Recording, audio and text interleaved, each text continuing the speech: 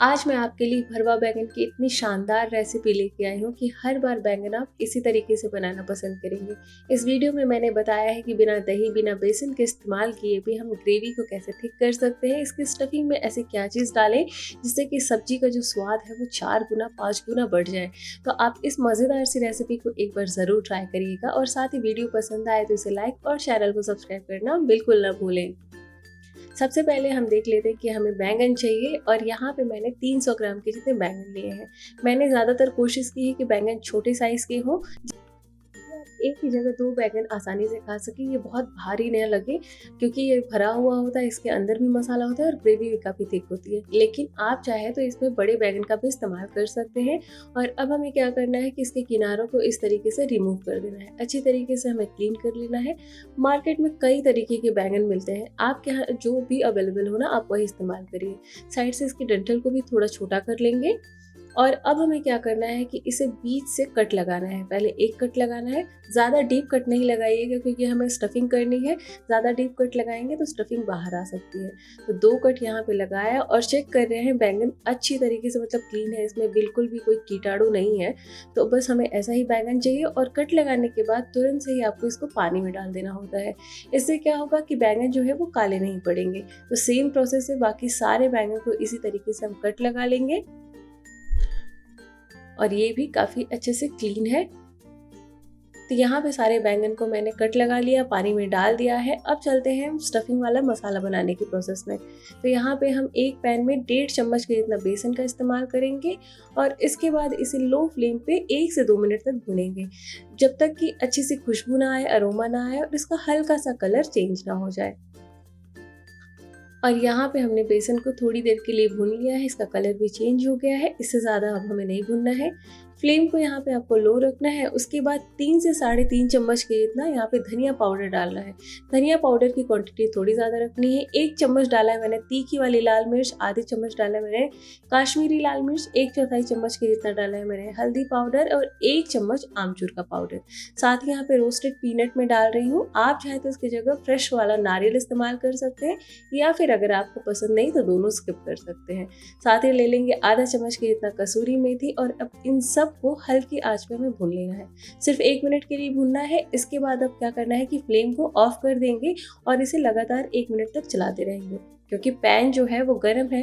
तो अगर मसालों को ऐसे ही छोड़ दिया तो वो जल जाएंगे। अच्छी तरीके से सब एक साथ मिल जाए तब तक हमें इसे मिला लेना है। तो लीजिए यहाँ पे मसाले भी मिल गए हैं। अब हमें इसे ठंडा होने के बाद अच्छी तरीके से बारीक पीस लेना है और मैंने यहाँ पे मसालों को अच्छे से पीस लिया है और कलर बहुत ही अच्छा सा आया है, बहुत ही रिच आया है। अब क्या करेंगे, आधी चम्मच के जितना हम नमक डालेंगे और इसे एक बार बढ़िया से मिला लेंगे। नमक का हमें यहाँ पे ध्यान रखना है क्योंकि स्टफिंग में भी होगी और साथ ही साथ हम ग्रेवी बनाएंगे उसमें भी होगी।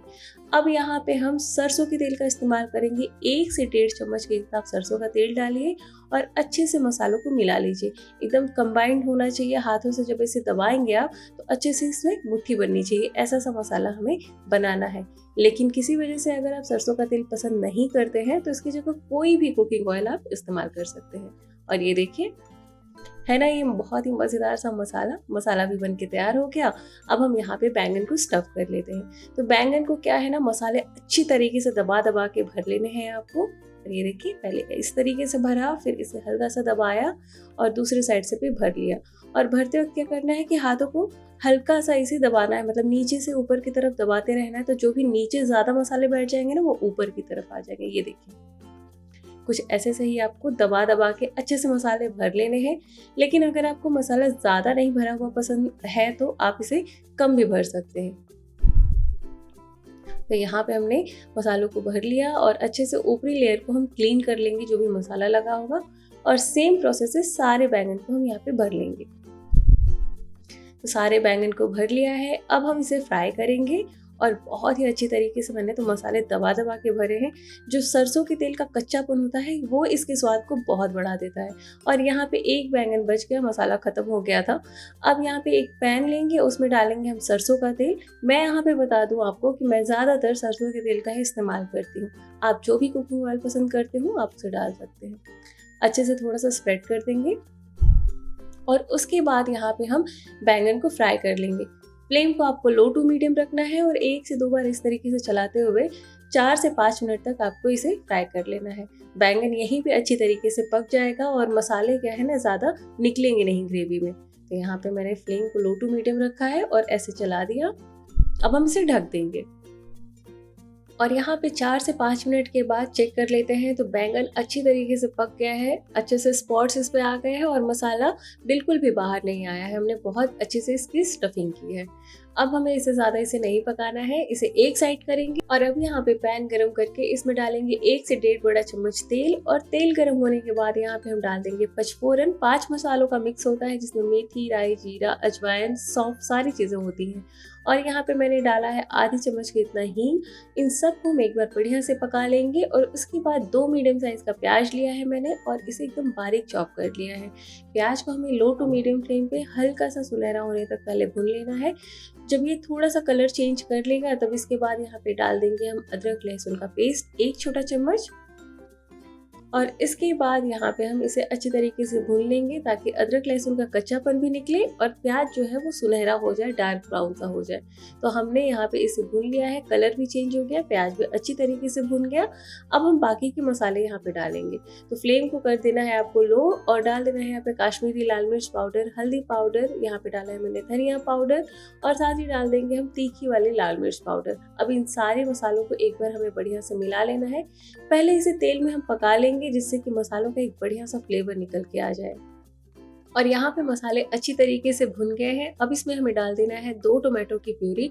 2 टमाटर ले लीजिए मीडियम साइज का और उसे प्यूरी बना लीजिए या फिर चॉपर में भी चॉप कर सकते हैं। साथ ही हम डाल देंगे आधी छोटी चम्मच के इतना नमक ताकि टमाटर अच्छी तरीके से गल सके और बढ़िया से इसे मिला लेना है। और मसालों को हमें 7 से 8 मिनट तक लो टू मीडियम फ्लेम पे भून लेना है जिससे कि जो टमाटर में जो पानी होता है ना, जो मॉइस्चर होता है वो भी निकल जाए और मसाले हमारे अच्छे से भून जाए। लगभग 6 से 7 मिनट हुआ है, तेल सेपरेट हो गया है। क्या गजब का मसाला बना है, एकदम बढ़िया सा लग रहा है देखने में। और इसमें हमने ना दही मिलाया है और ना ही हमने बेसन का इस्तेमाल किया है इस मसाले को बनाने में। बहुत ही सिंपल सा तरीका है और लेकिन ढाबे वाला स्वाद आने वाला है। अब इसे हम थोड़ी देर के लिए और पका लेंगे। तो टोटल यहाँ पे 8 मिनट लगे हैं हमें इन मसालों को पकाने में और तेल अच्छे से सेपरेट हो गया है, सारे मसाले अच्छे से पक गए हैं। तो हमें इन्हें अच्छी तरीके से मिला लेना है। और अब हम क्या करेंगे कि इसमें पानी डालेंगे। तो मैं 1.5 गिलास के जितना पानी डाल रही हूँ क्योंकि जो भरवा बैंगन है उसमें स्टफिंग है तो उससे भी जो ग्रेवी है ना वो गाढ़ी होगी। तो 1.5 गिलास जितना पानी काफ़ी है सेमी ग्रेवी वाली सब्जी बनाने के लिए। लेकिन आप थोड़ी पतली बनाना चाहते हैं तो 2 गिलास जितना भी पानी डाल सकते हैं। अब यहाँ पे मैंने डाला है आधी चम्मच के इतना गरम मसाला और अब हम इन बैंगन को इस तरीके से डाल देंगे और ग्रेवी में साथ साथ पकने देंगे और कम से कम इसे हमें 4 से 5 मिनट तक लो टू मीडियम फ्लेम पे पकाना है। सब्जियों को जब आप लो टू मीडियम फ्लेम पे पकाते हैं तो उनका स्वाद बहुत ही अलग आता है। और लीजिए टोटल 5 मिनट के बाद हम यहाँ पे सब्जियों को देख रहे हैं, तेल सेपरेट हुआ है और जो स्टफिंग डाली थी हमने वो बिल्कुल भी खुली नहीं है, बिल्कुल भी बाहर नहीं निकली है। और ग्रेवी देखिए कितनी रिच है, कितनी थिक है, मतलब एकदम ढाबे वाले जो भरवा बैंगन होते हैं ना वही आज मैंने आपसे रेसिपी शेयर की है। डाला है मैंने यहाँ पे थोड़ा सा धनिया पत्ता और अब इसे गर्मा गर्म सर्व कर लेंगे। पराठा, नान, कुलचा, चावल किसी भी चीज़ के साथ सर्व करिए, मज़ा आ जाएगा खा के। जब कभी आपको बैंगन की ये सब्जी बनानी हो, कुछ अलग सा स्पेशल सा खाने का मन हो तो इस रेसिपी को एक बार ट्राई करिएगा। उम्मीद करती हूँ आपको ये रेसिपी बहुत पसंद आएगी। आपको मेरी रेसिपीज और कुकिंग आइडियाज़ कैसे लगते हैं मुझे कमेंट में बताना ना भूलें। मिलते हैं एक नई वीडियो में, तब तक के लिए stay fit, stay healthy. Thanks for watching my videos.